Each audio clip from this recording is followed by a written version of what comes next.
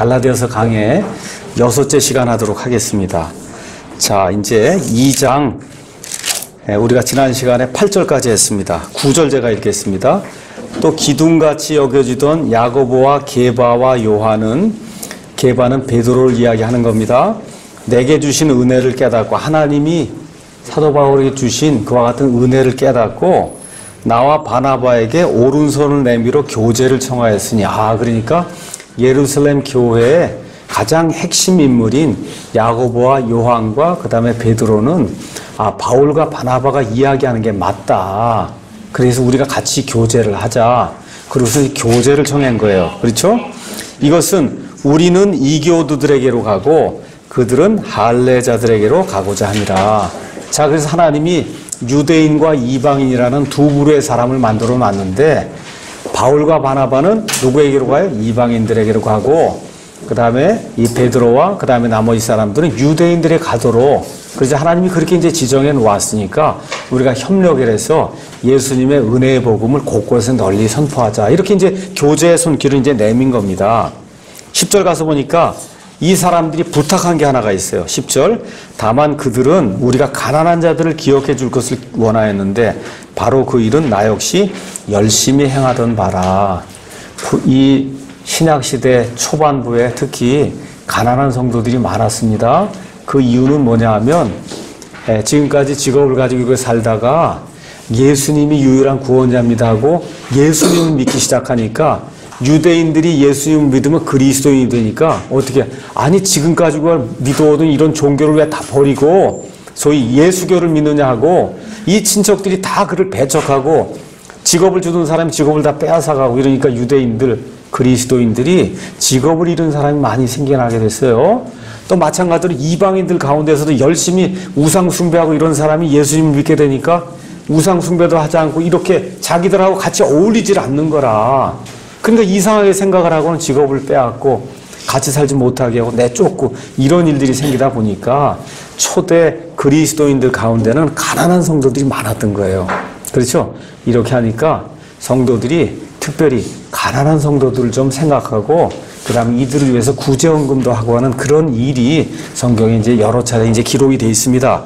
그래서 여기 야고보, 요한, 그 다음에 베드로, 이 예루살렘의 핵심 멤버들이 바울과 바나바 같이 이방인들을 위해서 선교하는 그 선교사들에게 다른 거 모든 거, 예수님의 은혜의 복음 좋다, 그것만 전하고 그것 외에 한 가지 구원받은 자로서 행해야 될 거 하나만 내가 부탁을 하겠다. 가난한 성도들이 많으니 곳곳에서 구제헌금을 모아서 이 가난한 성도들을 돕는 일에 열심을 내라. 그래서 뭐라 그래 바울이, 내가 그 일에 동의하고 지금까지 가난한 성도들 돕는 일을 내가 열심히 해왔다. 그렇게 얘기하는 겁니다. 그래서 사도행전 11장 27절에서 30절, 또 로마서 15장 25절에서 27절 이런 데 가서 보시면, 또 고린도후서 8장 9장 이런 데 가서 보시면 이방인 성도들이 특별히 예루살렘에 있던 가난한 그 유대인 성도들 위해서 모금을 해갖고 사도 바울의 손으로 그 모금한 것을 가져다가 이 예루살렘의 성도들에게 전달해주는 그와 같은 내용이 그 안에 이제 기록이 되어 있습니다. 자, 그래서 저와 여러분이 예수님을 믿게 되면, 이렇게 이제 교회를 하게 되면 교회 안에 반드시 가난한 그런 형제자매가 있어요.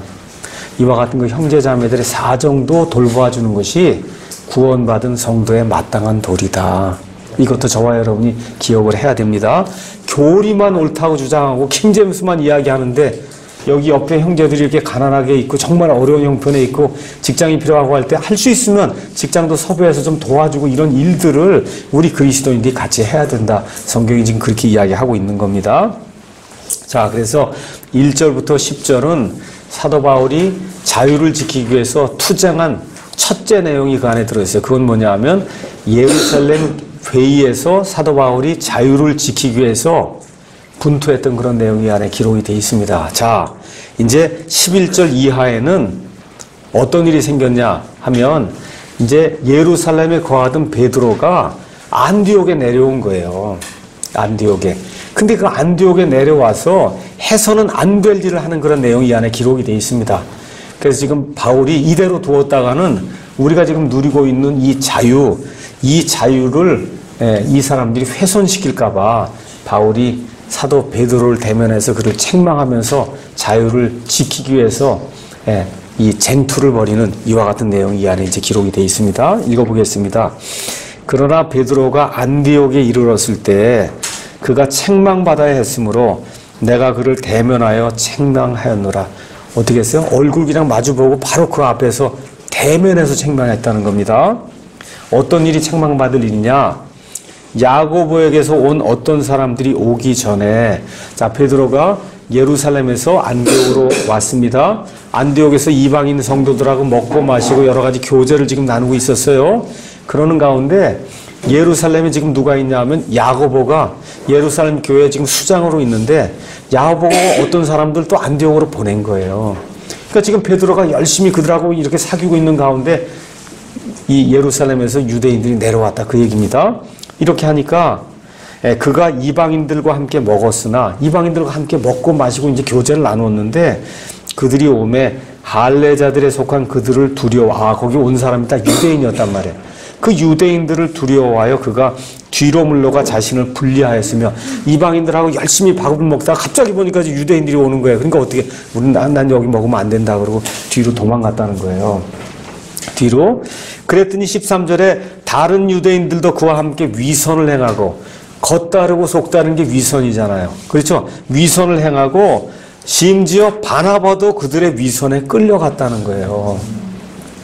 여러분 아까 제가 설명했잖아요. 바나바가 바울을 도와줬던 사람이에요. 바나바가 없었으면 바울이 있을 수가 없는 그런 존재라고. 얼마나 훌륭한 그런 존재인지 알 수가 없어요.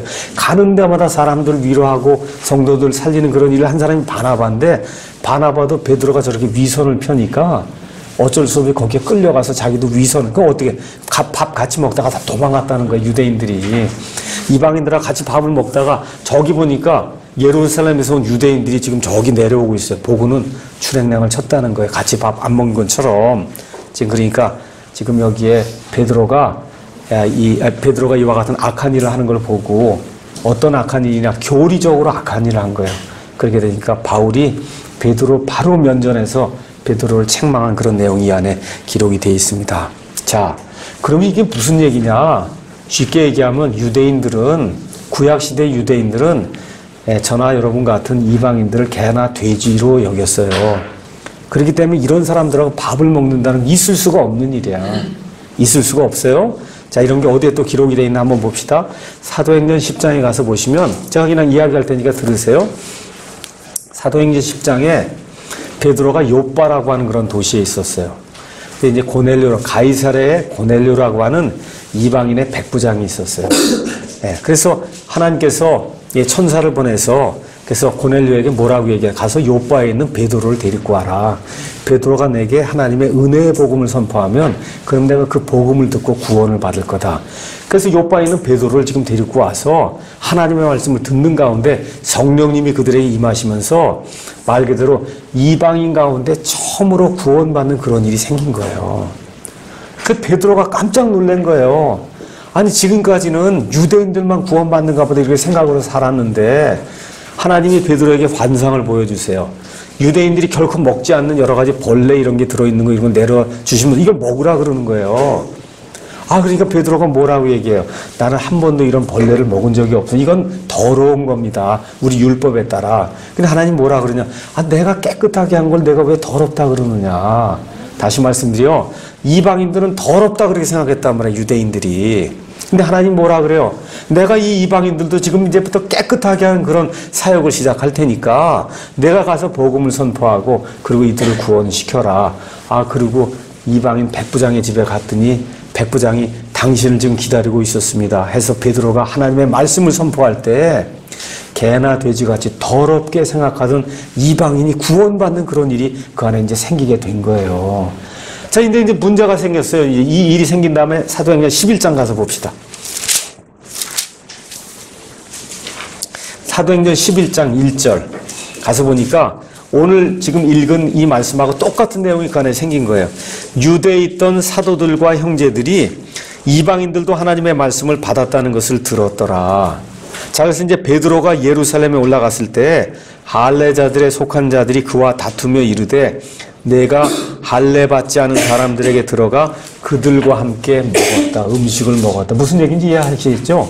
아니 어떻게 개나 돼지같이 그렇게 더러운 취급을 하고 있는 이방인들한테 가서 어떻게 내가 같이 밥을 먹을 수 있냐.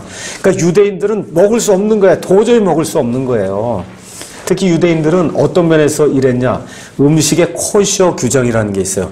다시 말해 유대인들은 고기를 먹더라도 유대인들 방식대로 피를 완전히 싹 빼내고 그래서 유대인들의 율법에 어긋나지 않은 그런 방식으로 먹어야 돼요. 그러니까 지금도 미국이나 이런 데서 유대인들이 먹는 그런 방식으로 조리가 된 그런 식품을 코셔 식품이라고 얘기하는 코셔 식품. 코셔 아시겠죠? 피클도 코셔 피클이 있고 코셔라는 게 있어요. 이런 규정에 맞아야만 먹는 건데 이방인들이 그걸 안 지키잖아요. 그런 사람들과 같이 먹었다고 하는 건 말 그대로 율법을 범한 거거든요. 이러니까 이 사람들이 이방인들도 하나님의 말씀을 들었다는 그 얘기를 듣고도 분이 나서 지금 베드로를 부른 거예요. 그래서 뭐라 그래요? 아니 내가 어떻게 이방인들하고 같이 밥을 먹냐.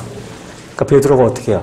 사도행전 10장에 나왔던 말씀, 벌레 잡아먹으라고 한 것, 하나님께서 이끌어서 고넬료 집에 갔던 것, 고넬료 집에 가서 말씀을 선포했더니, 그래서 성령님으로 충만해갖고 이 사람들이 성령 충만하면서 하나님의 은혜로 구원받았던 이런 모든 일을 베드로가 다시 한번 반복을 했단 말이에요.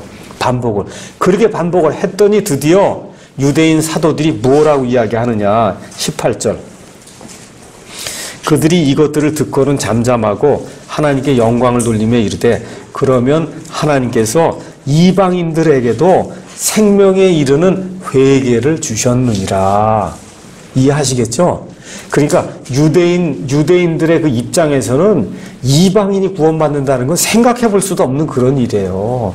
그런 일이 예수님께서 십자가에 달려 죽으시고 부활하고 승천하신 이후 약 10년쯤 지났을 때 처음으로 이방인에게 그 길이 열린 거다. 그래서 이 이후부터 사도행전 28장까지 약 18년 동안 사도행전은 28장이에요. 28장이 각각이 그냥 1년으로 보시면 된다고. 한 28년 동안 사도들이 세상에 복음을 선포한 일이 이 안에 기록이 되어 있는데 사도행전 10장부터 시작해서 28장까지는 거의 100% 그 내용이 이방인들의 복음이 선포된 그런 내용이 기록이 되어 있는 거예요. 이해하시겠죠? 이렇게 돼갖고 지금 이 사도 베드로가 여기 안디옥에 내려와서 이방인 형제들하고 형제요 먹으면서 예수님의 은혜 얘기하면서 밥을 먹고 교제를 나누고 이러고 있는데 지금 야고보에서 보낸 어떤 유대인들이 내려오니까 그냥 기겁을 하고 도망을 친 겁니다. 뭐야, 위선을 보인 거잖아요. 위선. 그렇죠? 이렇게 될 때 베드로가 이와 같은 악한 일을 하게 될 때 사도 바울이 면전에서 그를 책망했던 그런 이야기가 이제 그 안에 기록이 되어 있습니다. 그래서 저와 여러분이 위선을 보이면 안 된다. 위선은 겉과 속이 다른 거예요. 속으로는 뭐라 그래요? 속으로는 하나님의 은혜로 구원받습니다. 이렇게 하고는 겉으로는 같이 먹으면 안 되지. 이렇게 나오면 안 된다는 거예요. 그렇죠? 그러니까 예수님 안에서는 유대인, 이방인의 구분이 없어요. 예수님 안에 들어오면 다 그리스도인이에요. 그러니까 지금 이 시간에 무슨 나는 메시아닉 주다. 그렇죠? 이렇게 얘기하면서 예수님도 믿고 나는 구약의 율법도 다 행한다. 이건 그리스도인이 아니다. 성경적으로는. 지금 그 얘기를 하는 겁니다. 성경적으로는 그리스도인이 아니에요. 자, 그래서 위선은 이 개역 성경에는 외식으로 돼 있어요. 외식하는 자요. 외식은 원래 몸에도 안 좋은 거잖아요. 그렇죠? 그래서 외식하면 안 좋습니다. 그래서 위선은 안 좋은 거예요. 그래서 위선을 하면 본인에게도 마이너스요.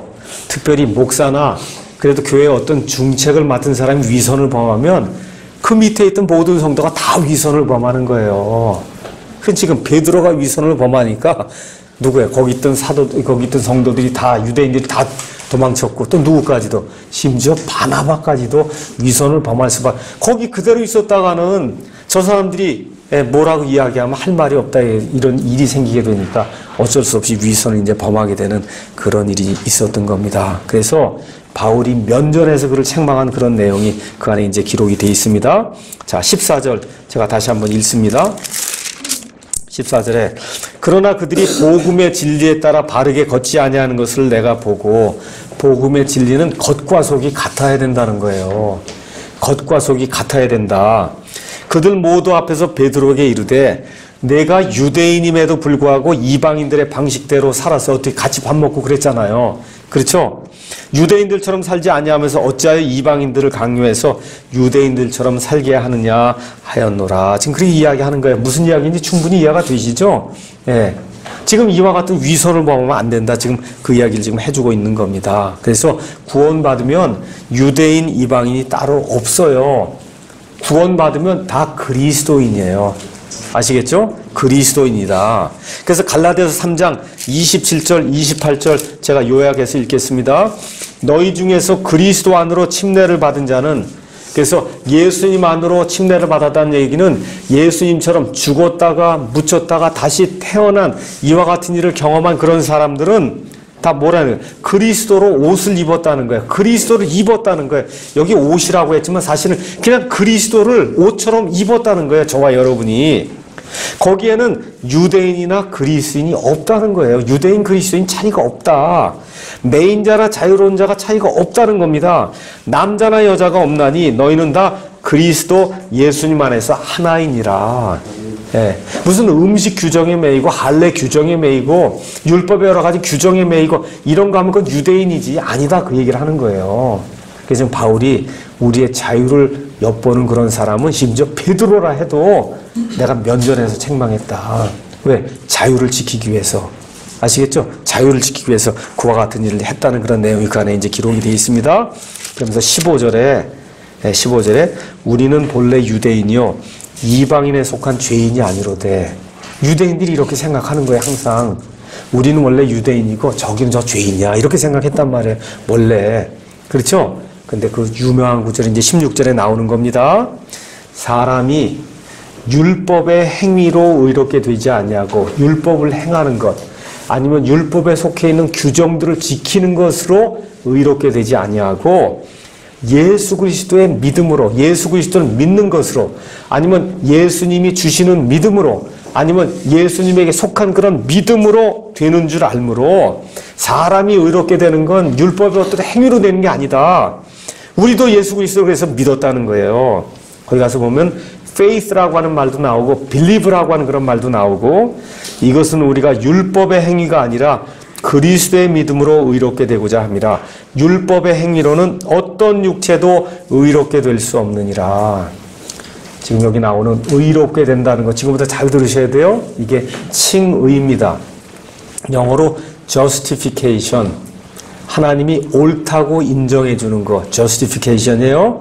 사도 바울의 서신서가 연대기별로 쭉 이렇게 된 가운데 하나님이 율법의 행위가 아니라 그리스도의 믿음으로 사람을 의롭게 한다는 게 여기 처음 기록된 거예요. 처음 기록된 거예요. 자, 그래서 오늘은 이 둘째 시간에는 칭의가 뭔가, 칭의, 그 다음에 구원이 무엇인가를 여러분에게 이렇게 좀 열목요연하게 이렇게 제시를 하려고 합니다. 자, 먼저 구원이 뭐냐? 구원. 구원은 어디에서 건져내는 게 구원이에요. 알겠죠? 어디에서 건져내는 거예요.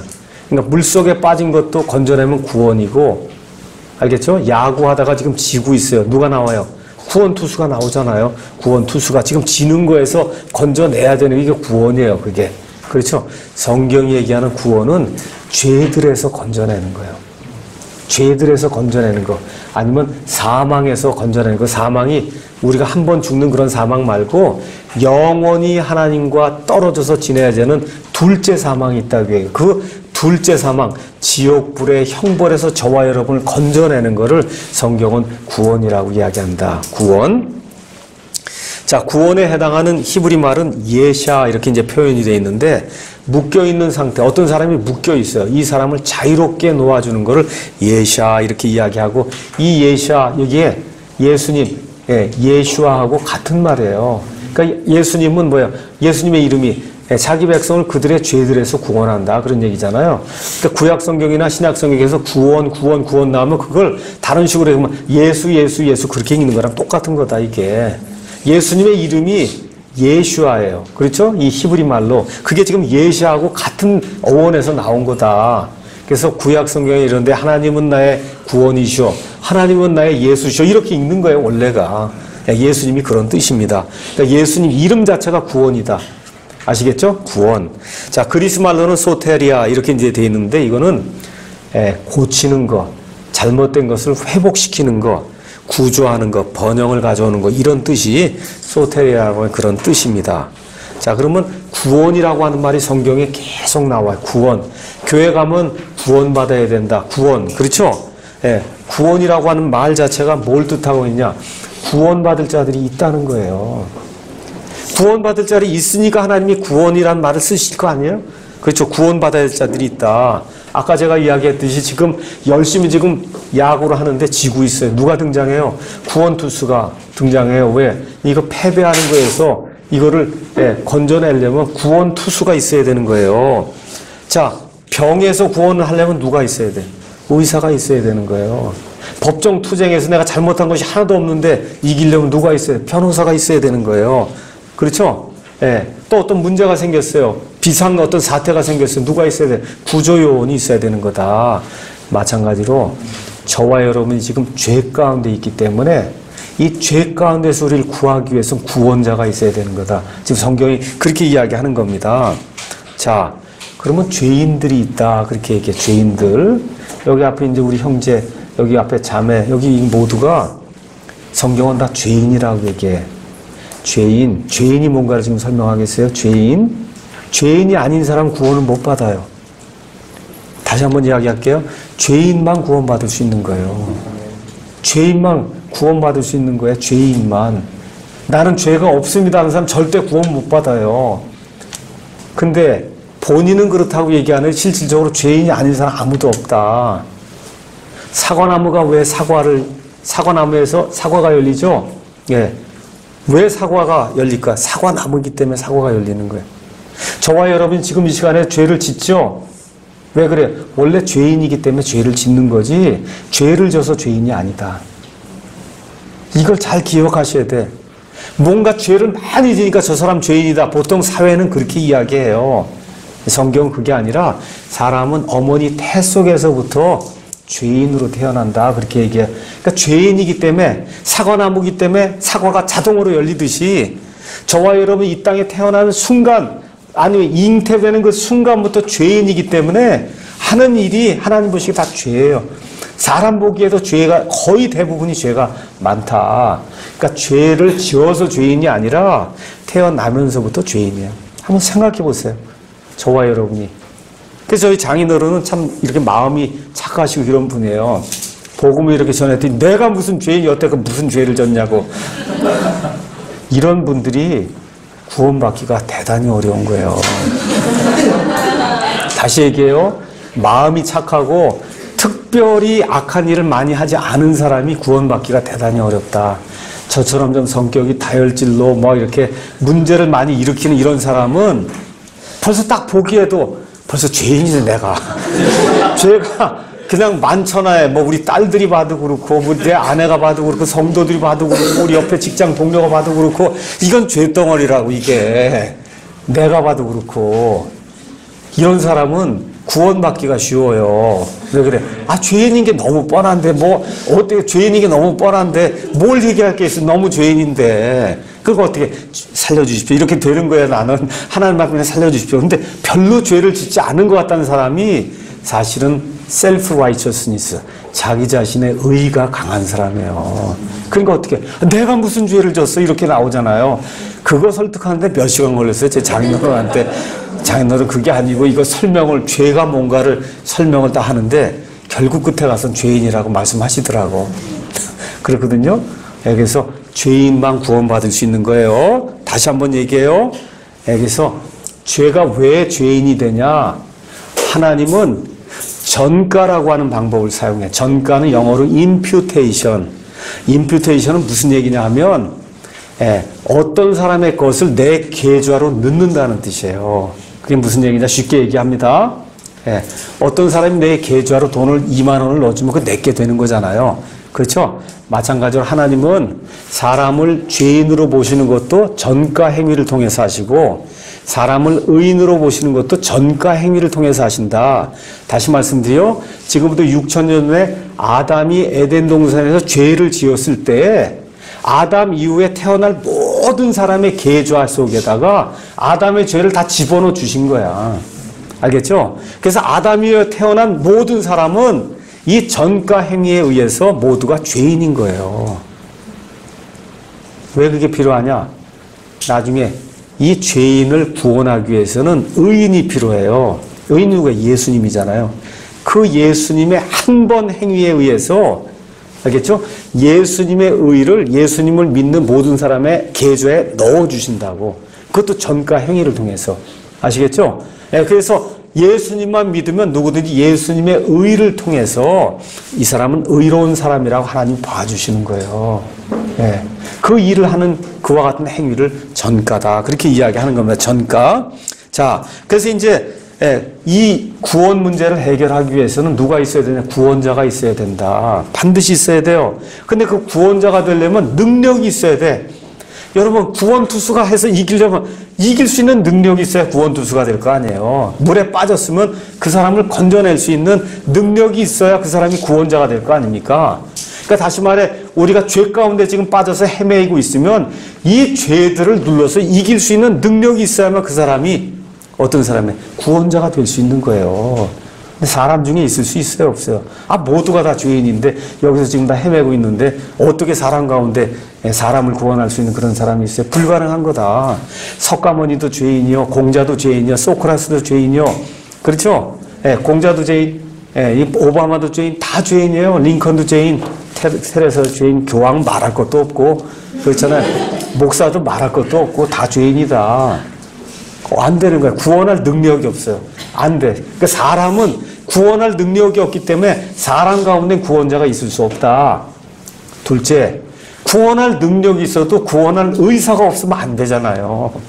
능력이 엄청 넘쳐. 이게 뽀빠이처럼 해갖고 시금치 먹고 해갖고 이게 굉장히 넘치는데 저 사람이 빠져있는데도 구원시켜줄 의사가 없어. 그럼 어떻게 안 되는 거잖아요. 그렇죠? 우리 예수님은 구원하실 수 있는 능력이 있으세요. 하나님이시니까 뿐만 아니라 구원하시고자 하는 의사가 있으시다. 그래서 어떻게 해요? 하늘나라에서 이 사람의 몸을 입고 직접 이 땅에 오셔서 저와 여러분을 구원하시기로 작정하셨단 말이에요. 이래서 구원이 이루어지는 거다. 아시겠죠? 자, 그러면 구원이 이루어지려면 구원의 방법이 있어야 돼. 성경이 얘기하는 구원의 유일한 방법은 피가 흘려야 된다는, 피를 흘려줘야 된다는, 피가. 그래서 피가 어떤 피? 죄가 없는 피를 반드시 흘려야 된다. 그래서 피 흘림이 없은즉 죄들의 사면이 없느니라, 그렇게 얘기하는 거예요.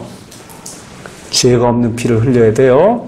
세상의 모든 사람 다 죄가 있기 때문에 구원자가 될 수가 없어요. 그래서 하나님께서 사람의 몸을 입고 이 땅에 오셔서 죄 없는 삶을 사시다가 하나님의 어린 양으로 죄 없이 죄 없는 피를 십자가에서 흘려주시고 다 이루었다 말씀하실 때 말 그대로 예수님 말씀 그대로 온 세상 모든 사람들의 죄가 일시에 단 한 번에 영원 무궁토록 제거가 되는 그런 일이 생겼다고 얘기해요. 피를 통해서만 구원이 이루어진다. 피를 통해서. 둘째는 인격체를 통해서만 이루어져요. 완전한 구원은. 구약시대에는 어떻게 했어요?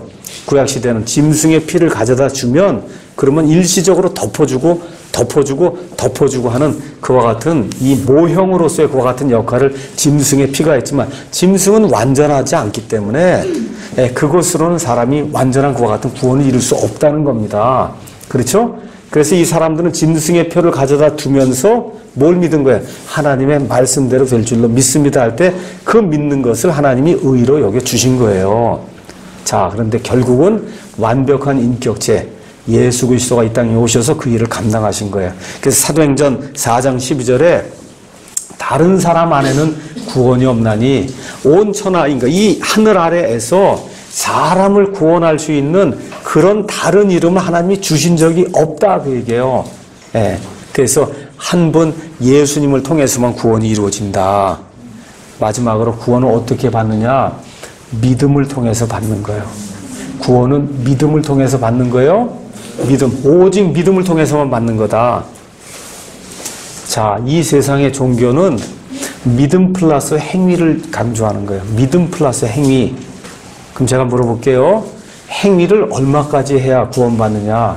이게 문제인 거예요. 딴 게 문제가 아니라.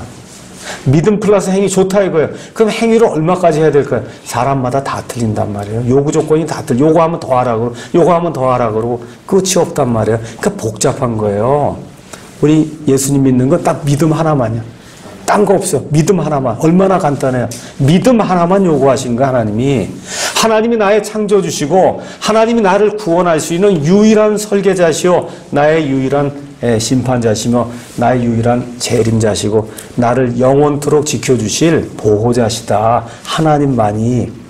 다른 거 없어요. 단순한 거예요. 하나님 한 분만이 그렇다는 거예요. 예. 이렇게 이제 우리가 이 하나님을 이제 믿는 겁니다. 자, 그러면 그 다음에 또 구원은 은혜로 주어진다. 은혜는 일을 하지 않아도 누군가가 베풀어 주는 선물이 은혜예요. 여기 우리 형제가 이제 여기 나와 있는데 이 형제가 열심히 회사를 가서 일을 했더니 200만 원을 줬어. 그 회사 사장이. 그런 거 은혜로 준 건가요? 보수로 준 건가요? 한번 얘기해봐. 그건 보수잖아. 열심히 일했더니 주면 그건 보수라고. 그렇죠? 하나님이 그냥 열심히 일을 했더니 너 구원받아라 이러고 빌 게이츠한테 이렇게 주면 그거는 보수로 주는 거지 그건 은혜로 주는 게 아니에요. 아 그런데 아무것도 안 하고 그냥 펑펑 놀았는데 아버지가 100만 원을 탁 주면 이건 은혜로 주는 거야? 아니면 보수로 주는 거야? 네? 인격체부터 할까요? 왜냐하면 듣는 사람도 있기 때문에 또 이거를 안 하면은 이게 조금 곤란하다. 인격체부터 할게요. 그러면 네. 됐어요? 네. 자, 구원의 방법. 구원은 예수님의 피로 가능해요. 둘째는 인격체를 믿는 것으로 가능하다. 인격체. 인격체라고 하는 거는 지정의가 있는 게 인격체야. 예, 하나님도 지정의가 있고 저와 여러분도 하나님의 형상대로 지어졌기 때문에 지정의가 있어요. 이렇게 사람이래야 된다. 쉽게 얘기하면 여러분이 그렇게 이해를 하시면 됩니다. 그래서 사도행전 4장 12절에 뭐라고 기록이 되어 있냐. 다른 사람 안에는 구원이 없다. 온 천하, 이 온 천하 아래에 사람을 구원할 만한 그런 다른 이름을 사람들에게 주신 적이 없다. 성경이 그렇게 이야기하고 있어요. 그 이름이 뭐예요? 예수. 예수. 구원이란 뜻이에요. 예수 구원. 그렇죠? 그래서 요한복음 1장 29절에 침례자 요한에게 예수님이 다가오니까 뭐라 그래요? 세상 모든 세상 죄를 제거하는 하나님의 어린 양을 봐라. 근데 어린 양이 나타나요? 누가 나타나요? 예수님이 나타나니까 예수님이. 침례자의 어린 양을 봐라. 그래서 어린 양이 나타난 줄 알았더니 예수님이 등장하시더라고. 인격체 안에 있는 거예요, 구원은. 마지막으로 구원은 믿음으로만 되는 거예요. 왜 믿음으로만 되느냐? 믿음으로가 아니라 딴 게 포함이 되면 돈 있고 쉽게 얘기해 백 있고 공부 많이 하고 아버지 어머니 가문이 좋고 이런 사람만 구원받을 수 있다니까. 믿음으로만 된다니까. 아프리카 사람이나 돈이 많은 사람이나 적은 사람이나 유럽 사람이나 한국 사람 믿음만으로 되는 거예요. 돈 안 들이고. 알겠죠? 그래야 모든 사람이 똑같은 그라운드에서 구원받을 수 있잖아요. 맞습니까? 믿음만으로 하는 거니까. 아이도 될 수 있고 노인도 될 수 있고 심지어 감옥에 갇힌 사람도 될 수 있고 자유인도 될 수 있고. 예. 여기 전라도 사람도 되고 경상도 사람도 되고 북한 사람 다 되는 거야. 믿음만 있으면 되는 거다. 마지막으로 은혜로 되는 거예요. 은혜는 거저주는 거다. 거저주는 거야. 왜 거저줘야 되냐? 저와 여러분이 영원히 살게 될 영원한 생명이라는 거 있죠? 영원한 생명, eternal life. 그래서 성경은 eternal life가 있고 everlasting life가 있다고 해. 똑같은 건데 eternal life는 질을 얘기하는 거야. 이 땅에 사는 거, 이 땅에 사는 거하고 비교하면 eternal하다는 건 엄청나게 고상한 그런 life를 이야기하는 거고 everlasting 한다는 건 영구히 지속되는 생명이라는 거예요. 그러니까 우리 예수님이 우리에게 주시는 거는 하늘에 있는 엄청나게 고상한 그런 삶이고 동시에 영구히 지속되는 그런 삶이다. 삶이에요. 생명이 삶이라니까 그런 삶을 우리에게 주시는 거예요. 자, 그러면 우리에게 있는 거를 이렇게 한번 생각해 봐요. 자, 태양이라든지 아니면 숨이라, 이거 공기잖아, 이런 거. 이런 공기 10분만 우리가 마시지 않으면 다 죽습니다. 그렇죠? 이게 사서 먹어요? 아니면 그냥 먹어요? 그냥 먹죠? 그러니까 사람의 삶을 이렇게 한번 생각해 보세요. 이게 없으면 나는 금방 죽는다. 이런 건 다 공짜로 주는 거예요. 공짜로 주는 거예요. 공기, 햇빛 10분만 해를 딱 가리면 여기 전 지구가 10분만 해가 없으면 완전히 다 얼어 죽는 거야. 그거 다 어떻게 공짜로 받는 거예요? 사실 물도 우리가 사 먹지만 그건 뭐 돈을 들이고 우리가 해서 원래 물도 다 공짜라고. 어머니 아버지가 우리를 낳아주셨죠? 어떻게 공짜로 낳아준 거예요? 그렇죠? 그러니까 저와 여러분의 삶에 있어서 이게 없으면 우리가 반드시 죽는다. 이런 건 다 공짜다. 그러면 앞으로 저와 여러분이 영원 무궁토록 사는 거를 돈 내고 살아 그러면 살 사람이 있어요? 없어요. 불가능한 거야. 그러니까 어떻게 돼? 하나님이 거저 주셔야만 가능한 거예요. 거저 주셔야만 가능한 거다. 그러니까 구원은 예수님의 죄 없는 피로 말미암아, 예수님이 십자가의 죽으심으로 말미암아 뭘 통해? 하나님의 은혜로 우리가 그분의 은혜를 믿고 하나님 앞에 나아가게 될 때 하나님이 거저 주시는 거다. 거저 주시는 거예요. 자, 그러면 성경에 가서 보면 구원이란 말이 여러 종류로 나와요, 성경에. 그 구원의 용어를 여러분에게 잠깐 설명하겠습니다. 어떤 데는 회심이라고 하는 말을 써요. 아, 저는 언제 회심했습니다. 그 회심했다는 말이 구원받았다. 그 얘기예요. 아시겠죠? 제가 지옥불 속으로 향해 가다가 180도 돌이켜서 하나님께로 돌이킨 거, 이걸 회심이라고 얘기하는 거예요. 회심. 다른 얘기로는 생명에 이르는 회개를 했다. 그렇게 얘기하는 거예요. 생명에 이르는 회개. 그런 말도 구원하고 똑같은 얘기입니다. 제가 예수님의 피로 구속받았습니다. 이것도 유치장에 이렇게 들어가는 구속 얘기하는 게 아니에요. 거기 얘기할 때 구속은 redemption 해서 구원 속죄를 이야기하는 거예요. 구원 속죄. 그래서 구자하고 속을 그걸 쓰는 거예요. 구속받았다. redeem이라고 하는 얘기는 저와 여러분이 노예 시장에 지금 노예로 팔려나가 있다고. 죄 시장에 죄를 많이 져서 지금 노예로 팔려나가 있어. 그럼 이걸 다시 사오려면 돈을 주고 그러고서 물러야 되잖아요. 옛날에 딱지치기 이렇게 해갖고 이루면 어떻게 물러달라 그러잖아요. 그럼 어떻게 케이크라도 하나 사주고 뭐 아이스크림 하나 사주고 이건 물러달라 그러면 상대방이 그거 먹고는 딱지를 도로 물러준다고. 그렇죠? 그게 물러주는 게 redeem이라는 얘기야. 그러니까 저와 여러분이 지금 죄의 시장에 팔려나갔어요. 그 물으려면 어떻게 돼? 죄값을 치러야 물을 거 아니에요. 그렇죠? 예수님이 그 죄값을 치러줬다 해서 구속이라고 하는 그런 말을 사용하는 거, 영어로 redemption. 그 다음 지금 우리가 이제 공부하려고 하는 게 뭐가 있냐? justification이 있어요. 의롭다고 하나님이 의롭다고 칭해주는 그런 행위가 있어요. 그래서 하나님의 의를 입혀주는 거야. 알겠죠? 저와 여러분에게 의가 없어요. 하나님 앞에 나타날 의가 없는데 하나님이 너는 의로운 사람이라고 하나님이 꽝꽝꽝 하고 선언을 해주신 그런 행위가 있다. 그래서 여기 뭐라고 기록이 되어 있냐? 사람이 율법의 행위로 의롭게 되지 아니하고, 다른 얘기하면 사람이 율법의 행위로 구원받지 아니하고 예수 그리스도의 믿음으로 구원받지, 똑같은 얘기예요. 아, 의롭게 된다가 그건 뭐예요? 구원받는다. 그런 얘기입니다. 그 다음에 아까 얘기한 전가라고 하는 행위가 있어요. 하나님이 예수 그리스도의 의를 내 계좌 안으로 쑥 집어넣어주는 그런 행위를 전가라고 얘기해. 그 다음에 또 뭐가 있냐? 중생이라고 하는 것이 있어요. 이 땅에 어머니 뱃속에서 한 번 태어나요. 그건 누구나 다 태어나는 거야. 다시 한 번 태어났다는 거예요. 니고데모에게 사람이 다시 태어나지 아니하면 하나님의 왕국에 들어갈 수도 없고 하나님의 왕국을 볼 수도 없다. 그때 얘기할 때 리제너레이션, 한 번 제너레이션 돼서 저와 여러분이 태어났거든요. 다시, 그건 하늘에서 성령님으로 말미암아 다시 태어나는 거. 이것도 구원받았다. 그 얘기를 하는 겁니다. 예, 구원받은 이후에 우리가 성화가 된다 얘기할 때 그 성화도 이 세상에 사는 가운데 하나님께로 구분이 되는 그런 일을, 그걸 영어로 sanctification 그렇게 얘기해요. 이것도 어느 면에서 구원이다 이렇게 이야기할 수 있어요. 그 다음에 화해라고 하는 것이 있어요. 아, 저 사람 하나님과 화해한 사람이야. 그게 무슨 얘기예요? 구원받았다는 얘기예요. 하나님과 옛날에 원수지간이었는데 예수님께서 화해시켜주는 그와 같은 사역을 통해 자신의 피를 가지고 하나님과 원수가 되던 우리 사이를 이렇게 길을 놓아줌으로 말미암아 우리가 하나님과 화해하게 됐다. 화해라고 하는 말도 구원받았다는 얘기예요. 구원. 그 다음에 양자 삼는다 그런 얘기도 있어요. 양자. 옛날에 하나님의 아들, 딸이 아니었는데 저와 여러분 하나님이 아들, 딸로 양자로 삼아줬다는, 그것도 구원받았다는 얘기예요. 이해하시겠죠? 구원받았다고 하는 그런 말이 그렇게 많은 거다. 예. 그 다음에 이제 맨 마지막으로 영화롭게 된다는 그런 말이 있습니다. 영화롭게 된다.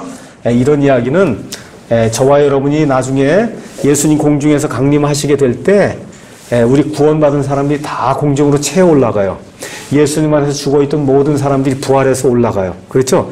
이렇게 되면서 예수님이 부활하신 이후에 입었던 영화로운 몸을 입게 되잖아요.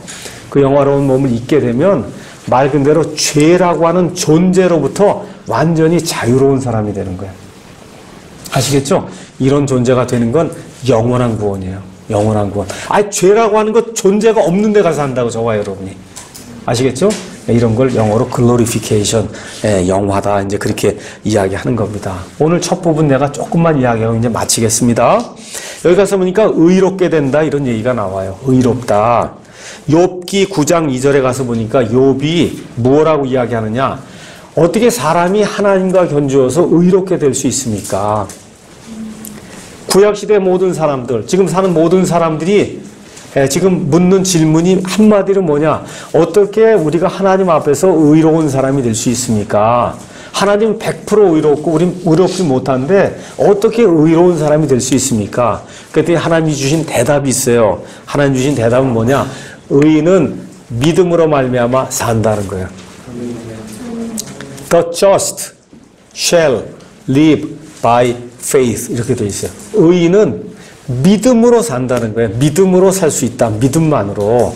그러니까 하나님과 견주어서 의롭게 되기 위해서는 오직 뭐가 필요해? 믿음이 필요하다는 거예요. 그래서 이 말씀이 어디에 나오냐면 하박국 2장 4절에 나오는 거예요. 하박국 2장 4절. 의인은 믿음으로 산다고 하는 이 말씀 하박국 2장 4절의 말씀이 신약 성경에 넘어오면서 세 군데가 사용이 됩니다. 세 군데. 한번 로마서 1장 17절. 우리 한번 가서 보겠습니다. 로마서 1장 17절. 마르틴 루터를 변화시켰던 말씀. 요한 웨슬리를 변화시켰던 그 말씀이 로마서 1장 17절에 있어요. 복음에는 하나님의 의가 믿음에서 믿음까지 계시되어 있나니 이것은 기록된 바 의인은 믿음으로 말미암아 산다는 거예요. 믿음으로 말미암아 산다. 이 말씀이 또 어디에 있냐? 갈라디아서 3장 11절에 기록이 되어 있고 히브리서 10장 38절에 기록이 되어 있습니다. 자, 그래서 오늘 여기까지 이제 할 겁니다. 다음 시간에 제가 칭의에 대해서 정확하게 설명할게요. 그래서 구원받는다라고 이야기할 때는 그거는 의롭게 되는 거예요. 의롭게 된다고 하는 거는 의는 말 그대로 깨끗하고 선하고 아름답고 이런 것들을 추구하는 게 의거든요. 우리에게는 하나님과 함께 살 수 있는 하나님의 의가 없어요. 하나님이 그 의를 우리에게 입혀주시는 거예요. 입혀주시는 거, 그 내용을 저희가 다음 주에 좀 살펴보도록 그렇게 하겠습니다. 마치겠습니다.